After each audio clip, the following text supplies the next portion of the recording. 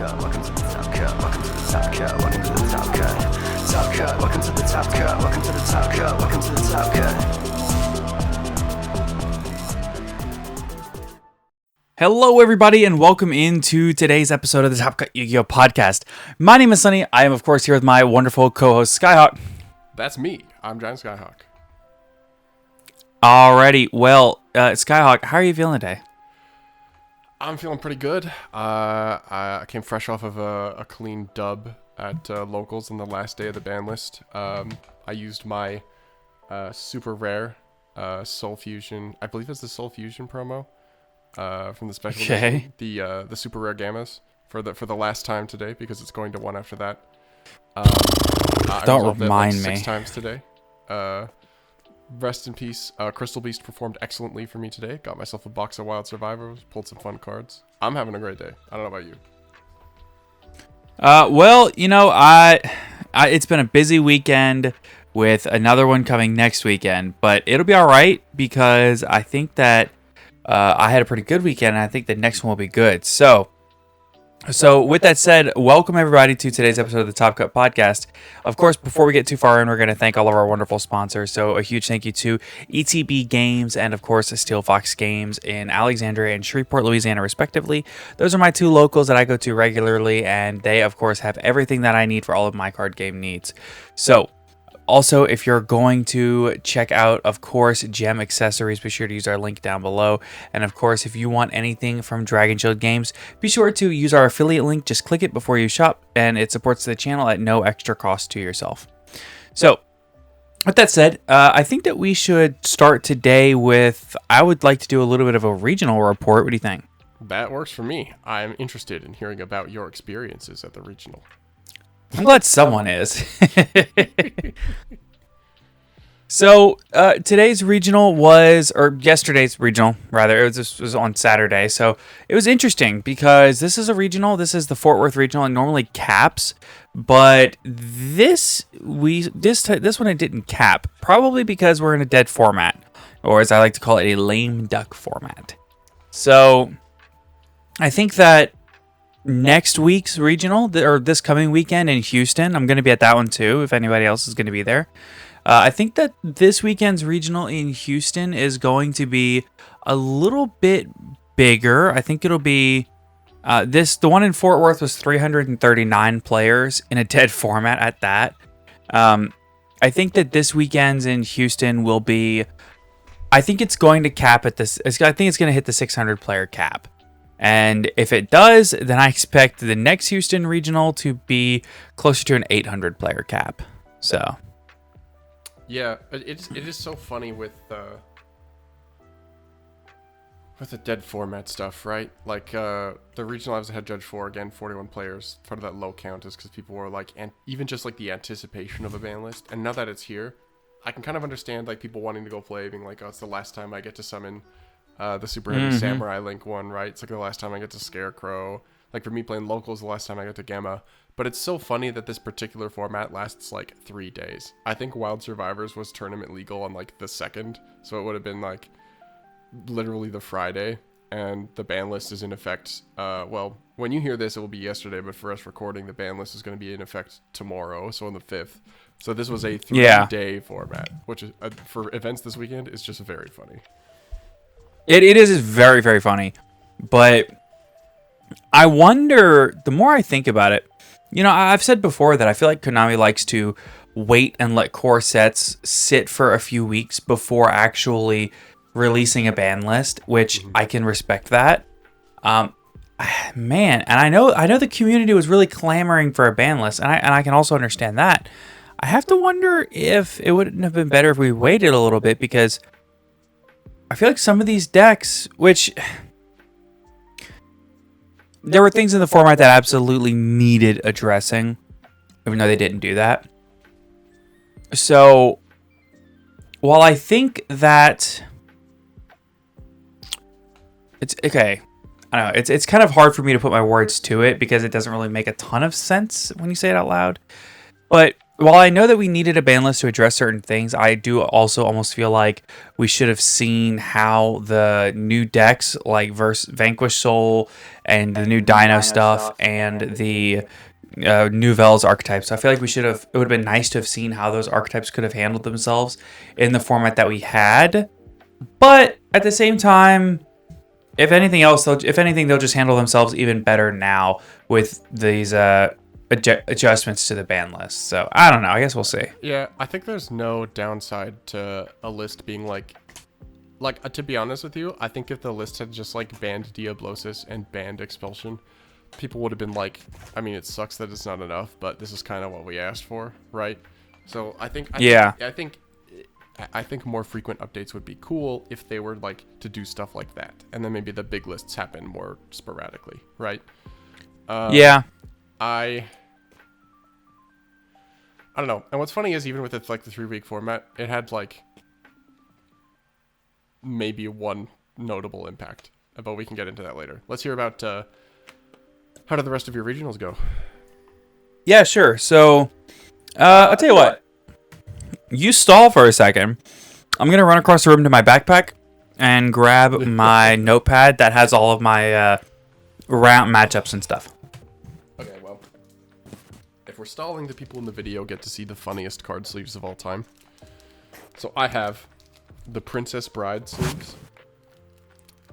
Excuse me, the what? It's Fezzik. And they say, the glare is going to kill these. There we go. They say, I don't even exercise.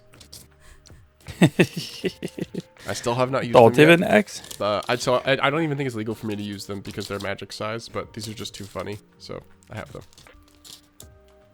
Okay, so here I have all of my matchups for the regional. Round 1, I played against Fluanderise. She was very nice, but she was extremely new to competitive Yu-Gi-Oh! She had never played in a regional, only a couple of locals. And so, first off, I've never lost to Fluanderise in a tournament, I don't think, but maybe once, if that. And this was no exception. I beat Fluanderise. That's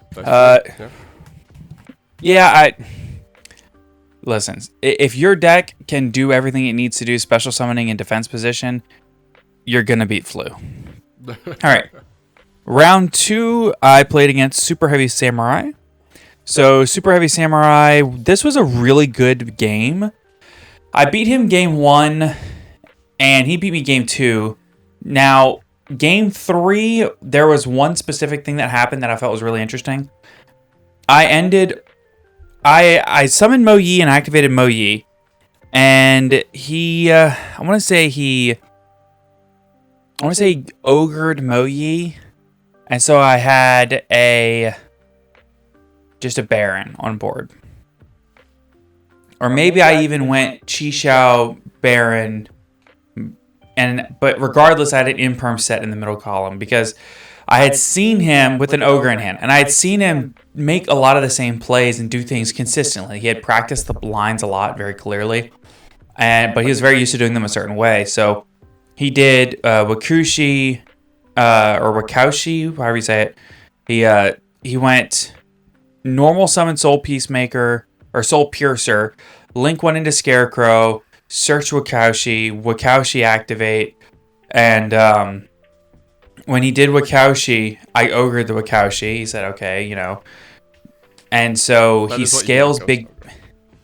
Yeah, he scales Big Benkai, and at this point, after he scaled Big Benkai, he searched Motorbike, maybe, and when he went to use the Motorbike, I don't quite remember the situation. I don't remember the exact sequence of events. All I know is I left him on a known Soul Peacemaker in hand with a Wakaushi in the face-up extra deck and a Wakaushi and a Big Benkai scaled. So, essentially he has both scales, one in the extra deck, a Scarecrow, and his only card in hand is a known... his only card in hand is a known Scarecrow. Or a known Soul Peacemaker. Oh, I remember. He used the motor. He activated Scarecrow, discarded Motorbike, targeting Soul Piercer to try to summon it back. And I impermed the Scarecrow. Well, then he activates Soul Peacemaker, equips it to the Scarecrow, and then activates Soul Peacemaker on the Scarecrow, tributing it at his cost to try to summon from deck. I mean, he put the Soul Peacemaker in the imperm column, so that was... Yep. Yeah, and what's funny is, I had noticed, like I said, he rehearsed all these lines, and I had noticed that he was placing the Soul Peacemaker in the middle column every single time. Oh, so you big So when I set- guy. Okay. When I Alright. when I Sonny with- set Sonny my with the sick imperm, reads. Sonny with the sick yeah, it reads. sounds crazy, but I really did think that. And it was like game 2, I noticed. Yeah, it was game 2, and I noticed that he did it both games 1 and 2. And it was just game 3, and I was like, I'm just gonna put this imperm in the middle column.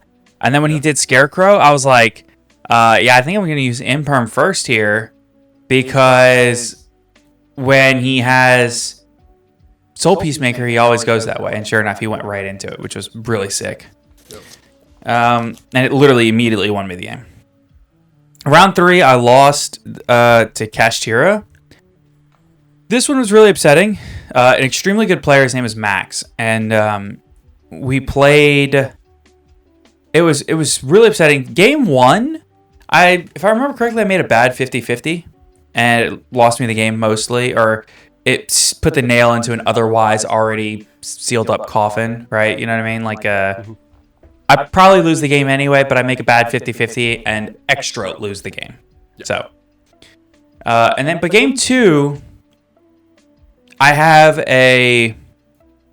basically a very subpar board, and by the end of it, he has me on exactly imperm with a Sword Soul token on board and an Ogre in hand, right? And I don't know if it was because of the lack of sleep or what, but I kept getting the different Kashtira names and effects mixed up because I was tired. I was, Yeah, I don't know. It was for just a those lot who- of things. For those who aren't aware, Sonny got like maybe 3 hours of sleep at like an No, extreme it was stretch. 2. Okay, well, 2 hours of sleep before this regional, which he had Yeah. 4 hours there and like 4 hours back. Yeah. Yeah, so I worked all day Friday and then got home late, went and picked up Cam, and then we left. We went to bed around 1. Like, we went to bed at like 12:45, fell asleep around 1, got up at 3, and showered and cleaned up and went to the regional. So, yeah, it was pretty crazy. So I'm on like no sleep at this regional. Well, round 3, I'm on exactly a set imperm. I have a face up Sword Soul token and a Ghost Ogre on the board. And so he specials Kashtira Unicorn, which he's down. I think he's on like 2 or 3 cards in his hand. He summons Unicorn, and I say, activate imperm on the Unicorn when it uses its effect. He says, okay, sure. Then he activates Kashtira Birth, and then he uses the effect of Birth to normal summon the big guy that can attack in defense, Yeah, Scareclaw Kashtira. I believe. Yeah, Scareclaw. So he summons Scareclaw, and then he thinks about it for a minute, and he overlays to go into Diablosis, which I'm like, weird, but kind of cool, because it's going to leave me on, with the Ogre in hand, sure, it'll leave me on 0 cards top decking, but when he activates that Diablosis, because I know he will, I'm going to Ogre it and leave him on just a Kashtira Birth on field, which Birth is extremely strong, and he probably wins, but it's better than him having like multiple cards in hand, cards on field, and then me also top decking. So, Right. but as he goes into Diablosis, the head judge for the regional walks over and he says, "Hey, how did you summon that Tearlament's Scareclaw Tearlaments?" Are you thinking Tearlament's Kashtira or Kashtira Scareclaw? The one that attacks in defense. That's Scareclaw. Scareclaw, okay. He says, how did you summon that? And he said, well, I summoned it off Birth. And he goes, okay, that birth is negated because it's actually in the imperm column. The judge had been watching the whole time and like saw it. And he was like, oh, okay, my bad. He's like, okay, well, we're going to rewind the game state, and I'm going to give like a procedural error for not maintaining game state. That's actually really funny because it's like in the previous game, you were super intentional about where the imprint was. You were like, I got it. And the next match immediately forgot. Well, to be fair, it kind of makes sense though, because in that scenario, you're actively making a read, right? You're like, okay, this person's putting it in the same spot every single time. Yeah. In this scenario, it's just the imperm was there. Yeah. So we rewind, and he's got birth on field, and so he's just like, okay, well, I'm just gonna go to battle and attack with unicorn. And he's like, activate unicorn effect, and the judge is still standing there, like writing on the back of the match slip that there was like a warning given. And as the judge is standing there writing the warning, and he says activate unicorn effect, the judge looks up at him and goes, it was just impermed. And the guy was like, yeah. He's like, well, I'll still activate it. And I'm like, okay. And I'm so flustered at this entire sequence of events. I'm like, I have an ogre in my hand. I should have ogred when he activated that unicorn, even though it's negated. I should have ogred it and killed it. That's tough. And my top deck for turn was, I was like, okay, well, fine. After I said, yeah, you're good. And I was just like, wait a minute. I'm so stupid. I draw for turn, and it's a Taya. Oh, no. And Taya right there is broken. The issue was, in my head, on my empty board with only a Ghost Ogre in hand, I tell myself, well, you see, when I normal summon this Taya and activate its effect, he's just going to chain Unicorn and banish the Taya off my field. I somehow got Unicorn and Fenrir mixed up in my head. And I was just like, I was so upset. I just passed because I was like, he's just gonna banish it. I was like, maybe I can. Maybe he like overlays again and goes into something, and I can ogre it and save myself a turn. And then he just the lack of sleep causing some hallucinations there. It did, yeah, for sure. I didn't mess it up the rest of the day though because I lost that game immediately. Round 4, I played against Subterror. So there's a funny story. After round 3, we had a 30-minute lunch break. My round went. It did not go 2 time, but Cam, who rode with me, his went all the way to full time. So as soon as his ends, we like run out to the car, hop in the car, 30-minute lunch break. We drive like a block down and a block over to McDonald's. And I'm like, I don't know exactly how far it is, but it says it's a 10-minute walk, and I don't want to like chance it, so we'll just drive there. Yep. So we drive to the McDonald's. As we pull in, we realize this McDonald's has a drive-through and about 5 parking spaces, and they're all full. And so I pull into the parking lot, and I'm like in the drive-through lane. It's the smallest parking lot I've ever seen. I pull into the parking lot in the drive-through lane, and I was like, Cam, here's my wallet, here's my card, here's what I want. Go get the food, and I'll wait in line. And if a spot opens up, I'll just get it, you know? So he runs inside, starts ordering. A spot opens up. I swing into the parking spot, and I go inside. Cam's already ordered, and when I'm looking at it, I'm like, dang, this is a heck of a line. The line takes so long that we have to be back sitting at our table at 125. We get our food at 123. Yeah. So thankfully, by the time we got our food and ran out to the car, the line had backed off some, and I could actually back out of my parking spot. Yeah, so I get out, we run back across, leave the food and the drinks in the car, run into the regional. Luckily, they started the clock like 2 minutes late. And as I sit down across from my opponent, it's like 44 minutes and some change. So it's like, okay, deep breath. My opponent's sitting there shuffling. He's looking a little bit annoyed. He's been waiting on me. I'm like, sorry, McDonald's was crazy. And I grab my food, I grab my deck and my mat, and I'll start laying everything out. He's shuffling his deck. I look at his deck, and his deck is in double clear sleeves. I'm like, huh? You can't do that. I was like, I literally looked at him, and I was like, are those sleeves legal? I was like, are those sleeves legal? And he was like, yeah, why wouldn't they be? I was like, they're double sleeved, right? He's like, yeah. It's like, they're both in clear sleeves? He goes, yeah. I was like, that's not allowed. He's like, why not? I was like, because the policy documents say it's not. It's like an anti-cheating thing. He's like, well, I'm not cheating. I'm like, well, I'm not saying you are. I'm saying it's not allowed. Yeah. And so I'm like pulling out my deck box while we're having this conversation, pulling my deck out. And I just throw my hand. I'm just like, judge, you know? The judge is like passing out match slips. And he's like, stops us and he goes, what? And I'm like, look at his deck. And the judge is like, what about it? I said, it's in double clear sleeves. He's like, so? I was like, what?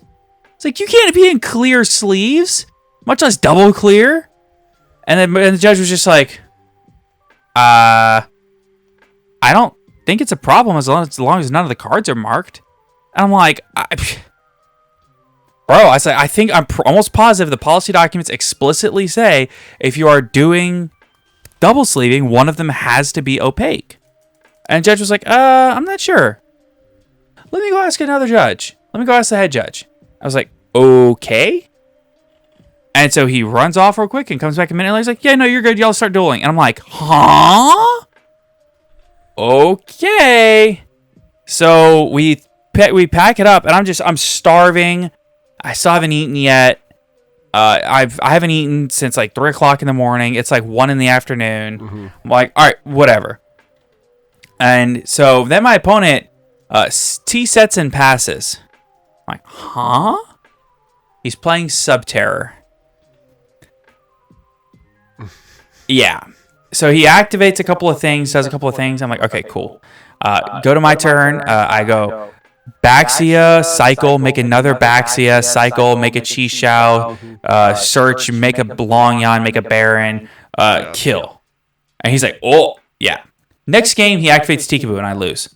The next game, it's just that simple. The next game, there's a little bit of a grind, but I essentially end up basically being able to out-resource him. And what's funny is, he used Lord of the Heavenly Prison to set a copy of... At one point, he used Lord of the Heavenly Prison to set a copy of Red Eyes Fusion. And I was like, oh no. That is a problem indeed. He sets the Red Eyes Fusion. I see where he set it. And I go... Wait, you broke up. I didn't hear any of that. Do what? No, I didn't say anything. I was just going to say I haven't thought about Red Eyes Fusion in a very long time. It's been it's like take a huge drip. It's been years since I talked about that card. So I haven't heard that name around these parts in years. Mm-hmm. So he sets Red Eyes Fusion off the Lord of the Heavenly Prison, and I just go, yeah, he's got Lord on field, got a couple back row, one of them's Red Eyes Fusion. I like finished with my board, and I set 3 and pass, but I had to banish Blackout with my Moyi, or not my Moyi, with my Chi-Xiao to keep comboing. Mm-hmm. So he knew I didn't have a Blackout. So when I set the 3, he was just like, he was like looking at me. He was like, and he saw me like shuffle up my back row, put him down, and he intentionally put one over here in the column of Red Eyes Fusion. And it was an imperm. He watched me do it, and I guess he made the read that it was imperm because it wasn't a difficult read to make. And then he proceeded to not ever activate that Red Eyes Fusion because he knew it was impermed. He knew it was in the imperm column.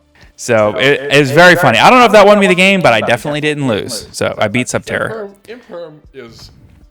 Imperm is coming up a lot for you this regional.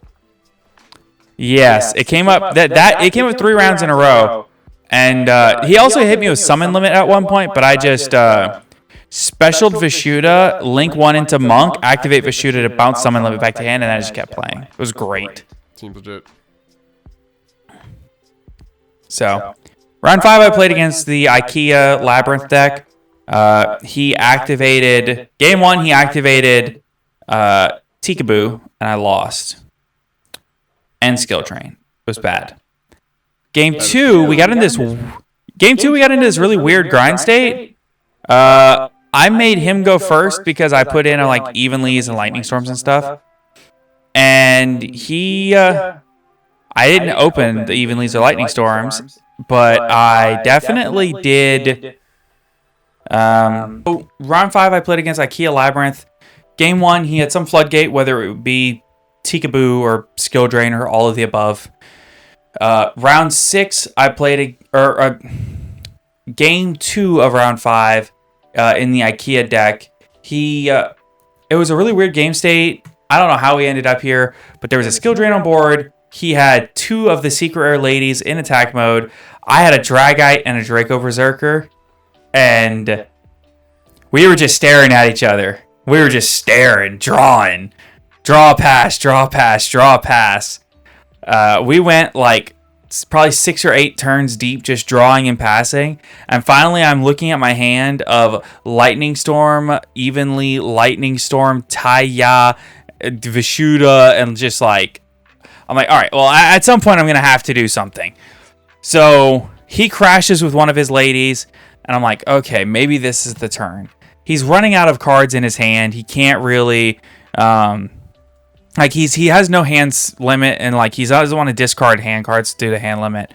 So he starts like setting monsters in back row that I can tell he doesn't really like want to set. And he goes, activate, or he goes set, pass, yeah, okay. Crash with the I go crash the monsters, the last 2 monsters. Like, yeah, sure. And I go Lightning Storm the 3 back row. He's like, yeah, you got it. Okay. And then I go, you know what? I might have crashed the monsters actually. And he had 2 set back row and a set monster. And I said, when I crashed the monsters, it cleared my field. And I said evenly at the end of the battle phase. He's like, oh.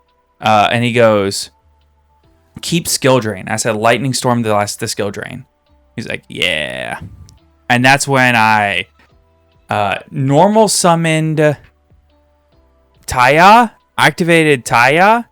He said, or maybe I activated something and he hand trapped me. After hand trapping me, I had a Talents in hand. I said, Talents, let me see that grip.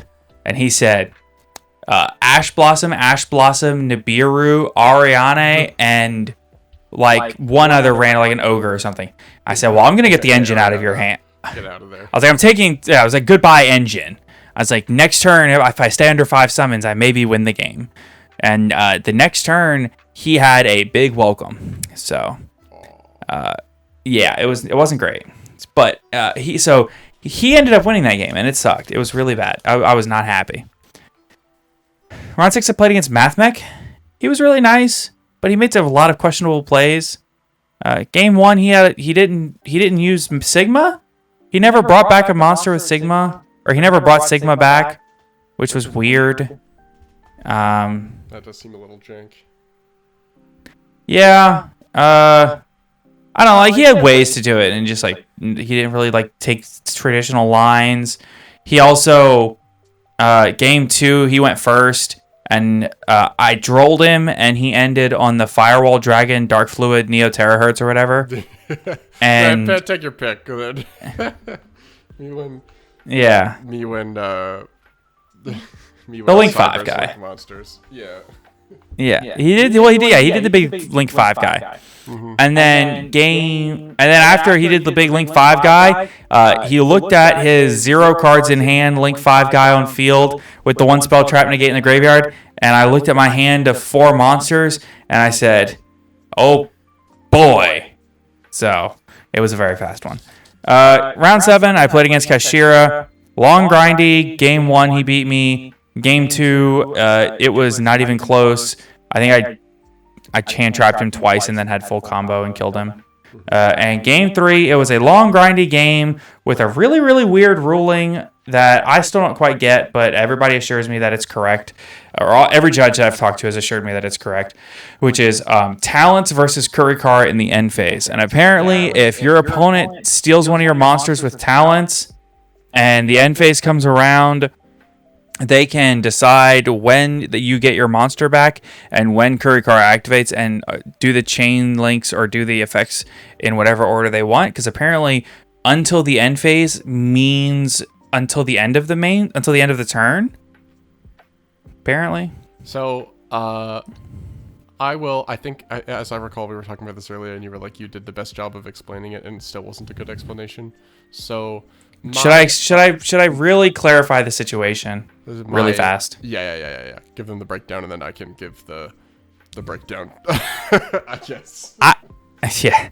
I had Baron Chisao. I activate Baron to negate. My opponent uses Kurikara to tribute Baron, then uses talents to steal Chisao. So they have Chisao and Kurikara.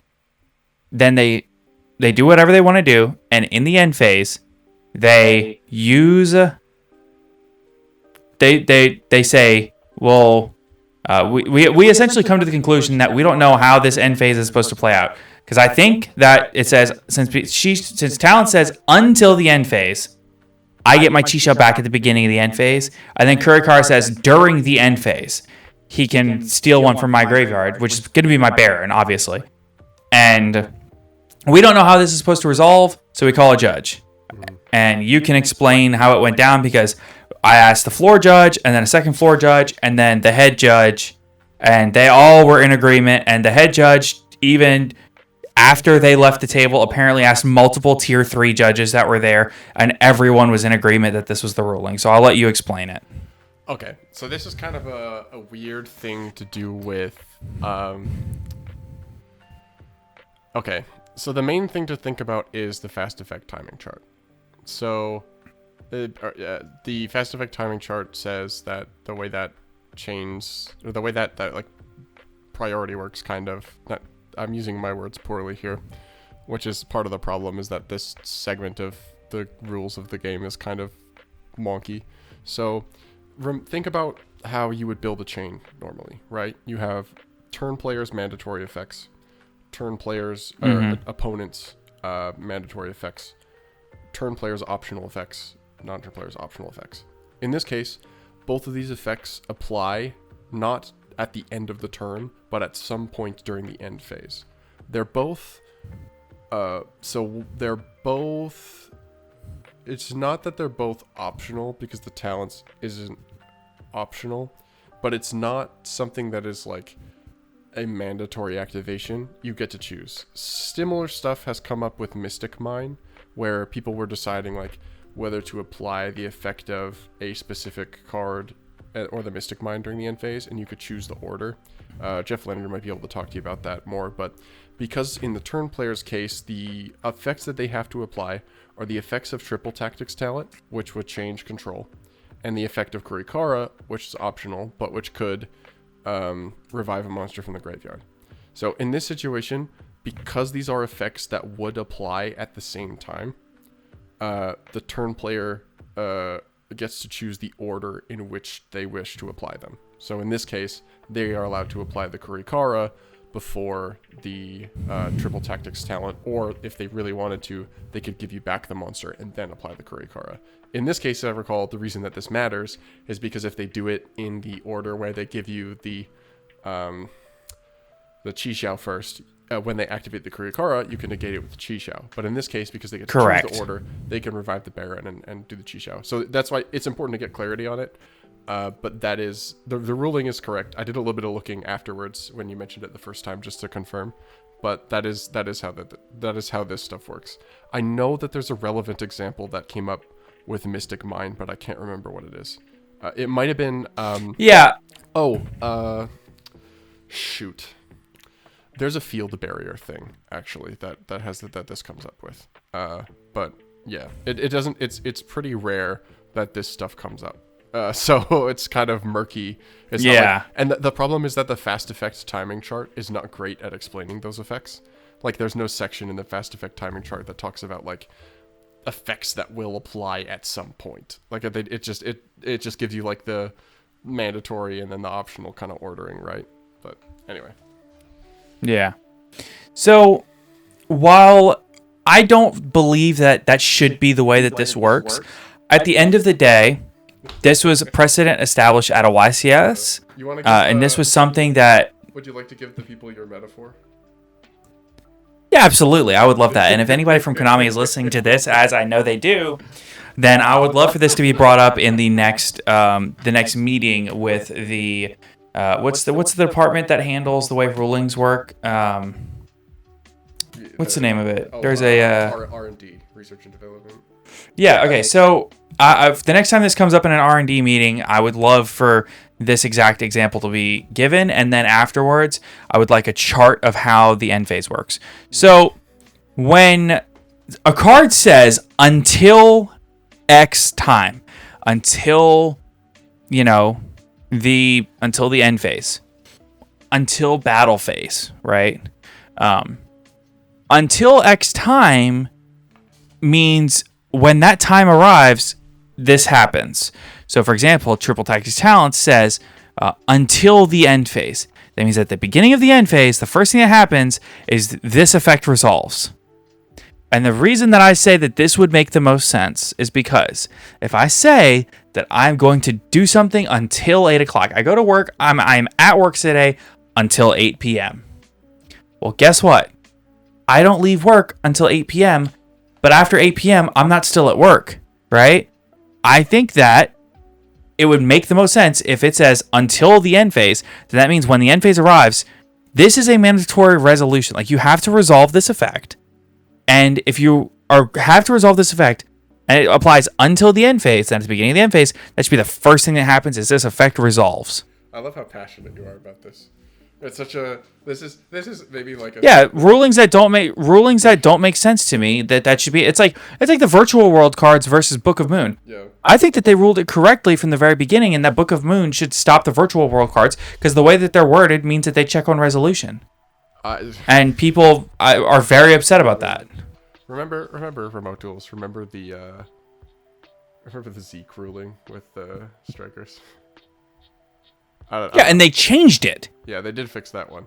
I don't know. It's tough. I'm saying if the ruling doesn't make enough sense, and there's a way to make the ruling make a lot more sense to where everybody can understand it a lot easier, that should be what should be done. This doesn't make sense, I never want to have to answer a question about interrupted kaiju slumber again. Please don't make me do it.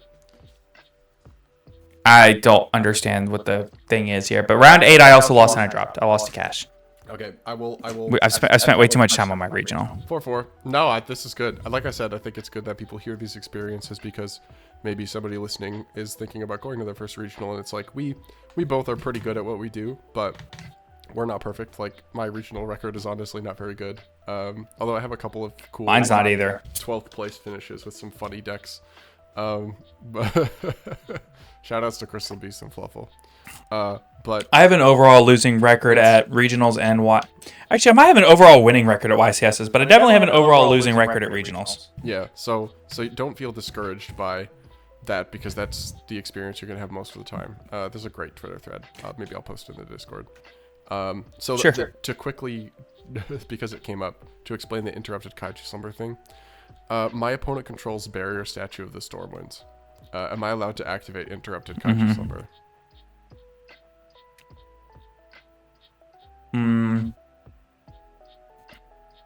I would say yes. For what reason? Well, I don't know if Kaiju Slumber tributes and then summons, but even if it doesn't, then I would say you can, because it is possible to summon a wind monster. I realize it's only possible to summon one of them. Yeah, but it is possible to summon a wind monster. So the main problem with Kaiju Slumber, if I remember this correctly, is that the summon, so the destroy, and the summon are I believe it's that they're simultaneous. I think I can't remember the exact thing because it actually then isn't simultaneous, so it's not there. But regardless, I might be mixing up my conjunctions, but point is, we have a bunch of precedent from other cards that says you can't, specifically for the reason that you mentioned, because you can only summon the one wind. There isn't a second kaiju with a different name. It's just Godarla. But Konami said, yeah, you can do it, and we still don't know why they said that. So I don't know, but it means it's like I hate when that, like, there are occasional instances where because Konami says so just has to happen, but this feels like one where it didn't, and it sucks when those situations come up, especially when it's important. But anyway, side tangent. now that we're done with your regional report, probably we can go over, with the remaining time we've got, we can go over some new cards and the one event that did happen this weekend. There were obviously a few regionals, but the big one was Italian Nationals. Aside from the building flooding in the middle of top 4 and the stream getting canceled, which is a Yu-Gi-Oh event of all time. I feel honestly, I feel really, really bad for the winner and top players of that event that don't get to, do their thing on stream. Or that really sucks. Yeah, or all the people who had to get up and leave and make sure that their stuff was okay and not damaged by the water, or make sure that they were okay. Imagine having to be cancel the stream and evacuate everybody, but then be oh, hey, sorry, you four actually have to we have to move you somewhere else so you can play out the end of this tournament with no fanfare. It kind of is. It kind of sucks. Being in top 4 and then being you gotta keep playing. We're just gonna go to the McDonald's down the street and you're gonna yeah. Winner also gets a Happy Meal on top of their prizing. Shout outs to JJPM. The winner gets. If you go to Burger King, the winner gets the little crown. So JJPM on Twitter posted that their locals got shut down for a power outage, and they actually went to go play locals at McDonald's. So that picture is very funny. Shoutouts. So Italian Nationals, it's a 3-day format, so most of what happened doesn't matter. I did actually find a breakdown. So it's 16 cash tira, top 32. It's 3 super heavy, I did hear that. 3 pearly, 2 branded, and then a bunch of 1-of decks. The big thing that matters is that in second place was Vanquished Soul. So I think it's interesting, right? Because I don't think anybody, including me, would put that deck as even a top 7 deck, maybe even a top 8 deck, but in the format. However, this is proof that it can play. You don't get second place at a nationals. You can get a little lucky, but it would be pretty rare to get a lot lucky, right? And the list is pretty standard too. It's a bunch of hand traps. I would like to make an argument that that player got lucky, and that's a one-off thing that we will not see again. There's a good argument to be made here. Doesn't it only get better post list though? If everything else gets weaker. I'm not saying it's going to be any better than it is. I think it's not the only Vanquish Soul top we're going to see. However, I do think it's going to be a deck that only has one person sneak into top cut until things change. If that's kind of what I'm thinking. I think this becomes I think this fills the slot of something like Eldritch, where it's somebody is going to top with it, right? It can play so much non-engine. It's got a grindy gameplay. It rewards skilled players. I think it will see success, but it's not going to be anything crazy. Okay, I'm going to make several arguments actually. All right, let's hear it. Is that the event happened in Europe? That's not a no. That's a terrible argument. You're not actually making that argument, are you? That's not a real take. You know what else happened in Europe? My second point, the remote dual YCS that happened in December 2020. I'm sorry, December 2021. Yeah. Have you right after Burst of Destiny release? Have you seen the yeah, it's the deck list from the are you aware of the 2020 Australia WCQ? No, I'm not. It's I'll explain it maybe another day. That's worth a deep dive on its own. But continue your argument. So, the 2021 remote dual YCS that for the EU that happened in December. Second place in that event was B Trooper. Yeah, it was Herman Hansen. It was. An exceptional player took a bad deck that is capable. But bad. So, okay. And piloted that deck to a high-end finish. So I have a counter argument.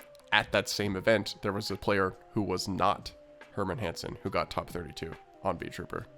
There were multiple people who topped. And we have not seen since then Yeah, because Trooper. we're 2 years from then almost, like a year and a half. It's a different game. It's a different format. You know, you didn't see in the very next event after that, B Trooper.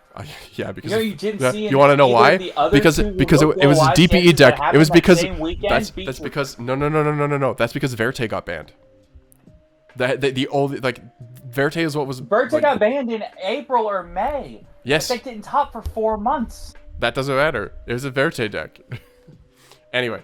In fact, there was a ban list in January of that year, right after that happened. Mm-hmm. And the other decks in the format got weaker, and B Trooper was still at the same Yeah. power level with Verte and DPE. That's And interesting. it was still bad. Interesting that when you play Rogue, you have to wait until there's decent matchups in a format to break through.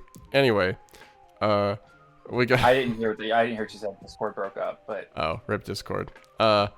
Well, you don't need to hear what I said because we are reading 4 Yu-Gi-Oh cards. after we say, well, since we're talking about regionals anyway, Okay. and why you should not get good about why you should not go out and buy Vanquish Souls. Don't let those cards go up in price when you're doing this bet. So while we're talking about regionals, very quickly, there was a new event format announced for Japan, which is called the Area Championship Series, or the ACS. Essentially, this has it's a new tournament series to decide the strongest duelists of each area of Japan, and they're going to host them in convention halls throughout Japan starting in August. And crazily enough, you get a prize card for winning these, but whatever. But the important thing is that this is basically like a regional for the United States, and there are basically they don't have like a regional level event in Japan. It's like locals, and then you have like a lot of weird one-off tournaments that aren't really like a thing. They're just like a random tournament. And then you have JYCSs, Japanese YCSs, and then you have like I guess they have like the nationals, but they definitely go to worlds. So Yep. they didn't have like a regional, and now they do. So Very cool. anyway, when are we gonna get prize cards for regionals? The true. When do we get prize cards for regionals? Okay, so I guess we got Can you imagine 4 tanking prize cards like that. 4 cards to read. Oh, God, Niagara. I was 1 win off of an Another Verse Dragon. Anyway, Oof. with Fluffle nonetheless. So, anyway, we'll do these in reverse order. We've got 4 cards, and 2 of them matter. 2 of them are weird. No. So, yeah, We can read one of them them. very quickly though. 'Cause they're all bad. Yeah, one of them has potential. So anyway, first off, this is the worst one by far. Absolute Power Force. Quick play spell card. 1. Target 1 red dragon archfiend you control. If that monster you control battles an opponent's monster this turn, apply these effects until the end of the damage step. The targeted monster gains 1,000 attack. Your opponent cannot activate cards or effects. If the targeted monster attacks a defense position monster, inflicts piercing battle damage. Any battle damage your opponent takes from this battle is doubled. This card sucks. You don't play it. You can activate it in the damage step, and all the effects will apply, right? Wow, that's crazy. Actually, you can because it does manipulate attack. But what a Anyway, what a dumb card. it's bad regardless. Next we have a new Xyz monster, the very last number card, I think. Number 1, Infection Buzz King, rank 8 Dark Fiend Xyz effect monster, 3,000 attack, 2,500 defense, materials 2+ level 8 monsters. You can only use the first and second effect of this card's name each once per turn. 1, if this card is Xyz summoned, you can look at your opponent's extra deck and send 1 card from it to the graveyard. That's not dangerous. 2, you can detach 1 material from this card, then target 1 card your opponent controls. Destroy it, then if it was a face-up monster, inflict damage to your opponent equal to half the attack it had on the field. 3, once per turn during your standby phase, you can attach 1 card from your opponent's graveyard to this card as material. Yeah, I don't think this card is necessarily great, but it's funny that they banned Diablosis and then said we have Diablosis at home and released this card on the same day. Kashtira is not allowed to have it, but if you make rank 8s, you can do whatever you want. I don't know. I mean, Diablosis did literally nothing until Kashtira came out. This to me feels like probably a ticking time bomb, but again, it doesn't have like the same like weird interaction Kashtira did. I think it's okay if this exists. If you want to waste 2 level 8s for like a single extra deck rip, fine. That works for me. Also, it puts it in the graveyard specifically, which is a weird place to put cards these days. And also, 2, If you're gonna go into this, why not go into Galaxy Photon Lord and get a negate, or Zombie Stein and get a negate, Yeah. or like something else, There's or tons. Coach King Giant Trainer and draw 3. I don't Yeah. know. There's like different. Like, when isn't going to come up that a 1-on if it's going to matter? Anyway. Yeah. So next up, we've got, I guess it's the ship. So we're back on that Photon stuff. This card's actually kind of cool for Photon specifically. I don't know if it'll be worth playing, but level 4 light machine effect monster, Photon Delta Wing, 1800 attack, 900 defense, 2 effects. 1. If this card is normal summoned, you can special summon 1 Photon Delta Wing from your hand or deck in defense position, but you cannot special summon monsters for the rest of this turn except light monsters. 2. Your opponent cannot declare attacks while you control another Photon Delta Wing. So it's the Watt lock, which is very funny. Shoutouts to Watt Hopper. I don't think that really matters. This can be a cool starter for Photon, just as like a quick 2 bodies. Either you can make a rank 4, so it's a Photon rank 4, or you can make a link 2 into Soul Flare. So you might play this, but Definitely play. In everything other than that, probably not. You got the last one? By the way, one of the guys that goes to one of the locals I go to, Steelfox, one of the guys from there was playing Photons at the regional, and in like round 8, he was like X2 or something. So I don't know, maybe it's got legs. There are real cards there. It's just the pieces fit in very awkward ways, but they have some. Yeah, it's like red eyes. If you've ever read Tachyon Transmigration, you know there's got to be something there. Yeah.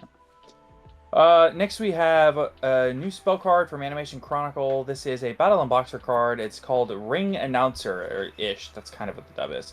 Normal spell card. This card is always treated as a Battle Unboxing card. Yeah, fair enough. Mm-hmm. You can only activate 1 card with this card's name per turn. 1 special summon 1 Battle Unboxer from your hand. Then you can destroy spell traps on the field equal to the number of Xyz monsters you control. Or up to the number of Xyz monsters. Interesting that they got random in-engine removal. Yeah. My quick point to make about this, Peeps YGO on Twitter made this point, and I thought it was excellent, is that I don't think this card is great, but it does represent a good shift in Konami's design space, and that's printing cards that are, like, solid going first and better going second. Because that's just, like, it feels like cards need to have the flexibility to go first or second nowadays. And this is a card that does that. I don't know if it's that strong, but having like in-engine removal, like and it's not like super unfair, right? It requires setup. You got to have an Xyz to get the pop, right? And it can be a blowout if you set it up properly, but you have to set it up through everything else. So it's like it kind of balances itself that way. This is cool. Maybe you play it, maybe you don't, but I like the design. Yeah. All right. Well, that is going to wrap it up for today's episode. Now, we do have some wonderful people that we need to give a quick shout out to. So, of course, a huge thank you to all of our wonderful patrons. So, a huge thank you to Kane Martin, Zyphers, Broken Boy 13, Cards Goetia, Ding Dongs, hostess of the Yang Zing. Okay. All right. I'm in. Yeah, I like that one. Earth Machine Best Deck. Has anyone actually read Toy Vendor, HH Cyber? I used to play Rogue, but then my mom got a job. Is Canada Nickelback? It's confirmed. Shinedown is better than the Beatles. Yes! I disagree, but... GGYGO, the GOAT. John Lil, Mountain Man, Open Spaghettis, Owen Alvarado, Seta Kawaiba says, screw the rules, I have waifus. Silver Hope, Unbanned number 95, Konami, Understanding and Reading are 2 different things. Virtually Xavier's World, Rogue, and Tier 2 are the polite terms for bad deck. Aaron Gardner, Osami, Ashless Chaps, Atsuya Simp at the Silver Castle, Blackwing Silver in the Senate is the best Floodgate box wine. Come on and get your game on. Duty Booty, Dragon Maidenless Behavior, I'm about to Rika Glamour, Truth for Costies, Plant Nuts in your mouth. Cam, the 4 for 4 Wendy's meal record. Old Man Red, Pincode 143, and Slaking it up. Thank you all so much for your continued support of the podcast. So, with that said, I think that's going to wrap it up for us. That's and it. Until next time, great day. I thought you were going to end on until next time. That's what I'm going to do. Until next time.